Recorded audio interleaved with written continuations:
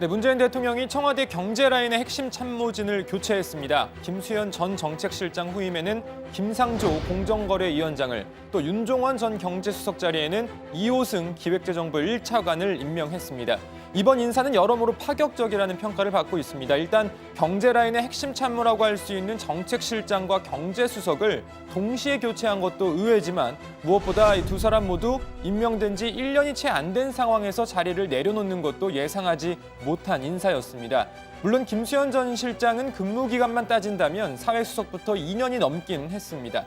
자, 아무튼 두 사람이 갑자기 교체되는 것과 관련해서 일각에서는 경제 하방 위험성에 따른 책임을 지고 물러나는 것 아니냐, 경질성 인사 아니냐, 이런 분석도 있는데요. 일단 청와대는 두 사람 모두 나름의 성과를 냈고 문책성 인사도 아니라고 선을 그었습니다. 떠나는 두 사람에 대한 이야기는 들어가서 더 해보고요.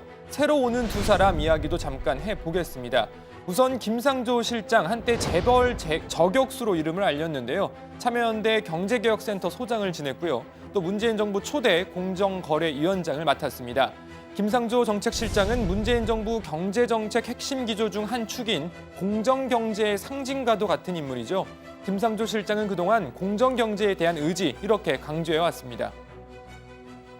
현 정부마저 경제민주화와 경제개혁과 재벌개혁에 실패한다면 우리에게 미래는 없다. 우리 자식들의 미래를 보장할 수 없다라는 그 절박한 심정 때문에 제 인생의 항로를 바꾸게 되었는지도 모릅니다. 실패해서 안 됩니다. 김상조 정책실장은 오늘 청와대에서 취임 소감을 밝혔는데요. 여기에서도 문재인 정부의 경제정책 기조를 더욱 강화하고 유지하겠다는 뜻을 밝혔습니다. 일관성과 유연성이라는 상반된 두 가지 기준을 조화시키는 것이 무엇보다도 중요하다고 생각을 합니다. 혁신적 포용 국가를 위한 사람 중심 경제라는 문재인 정부의 경제정책 기조는 표현이 어떠하든 간에 21세기의 모든 국가들이 지향하는 정책 목표와 계획을 같이 하는 것입니다. 정부가 정책 기조의 일관성을 유지하는 것이 바로 기업을 비롯한 시장 경제 주체에게 예측 가능한 환경을 제공하는 길이라고 생각합니다. 따라서 문재인 정부의 경제정책의 기조는 그대로 유지하되 소득주도 성장, 공정경제, 혁신성장 세 축 중에 앞으로 이 공정경제에 좀 더 힘이 실릴 가능성이 있어 보입니다. 자, 또 함께 임명된 이호승 경제수석, 이미 문재인 정부 청와대에서 참모 역할을 한 바 있습니다.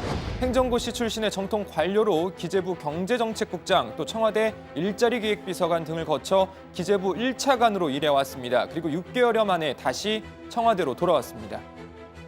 투자, 소비 등 내수와 민생 활력을 높이면서 대내외 리스크를 관리하는 것이 최우선 책무라고 생각을 합니다. 아울러 경쟁력과 생산성이 정책의 기본이 되도록 하겠습니다.